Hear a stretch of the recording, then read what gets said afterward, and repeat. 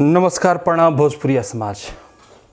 आप सबके बता दी कि the real king of Bhojpuri power star Pawan Singh ji एगो बहुत बड़ा लेवल के धमाका करे वाले बानी जी, म्यूजिकल धमाका।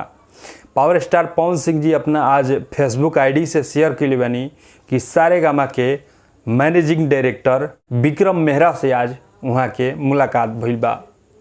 रउआ सभे के बता दी कि सारेगामा एगो हिंदी इंडस्ट्रीज के बहुत बढ़िया नामी कंपनी हिया, जैसे कि टी सीरीज बा वो लेवल के सारेगामा ह।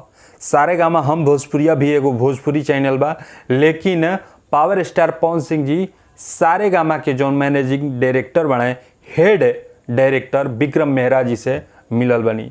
एकरा मतलब कि इस साफ इशारा बा कि पावर स्टार पवन सिंह जी कोनो बॉलीवुड लेवल के वह टॉप क्लास के गाना लेके आ रहल बनी। आज नवरात्रि के प्रथम दिन ही मुलाकात भइल बा, कुछ मीटिंग भइल बा।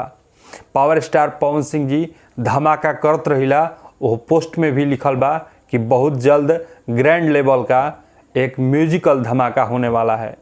तो भोजपुरिया समाज के और पावर स्टार पवन सिंह जी के जो फैन बड़े वहाँ सभे खातिर एगो नवरात्रि के प्रथम दिन गुड न्यूज़ बा।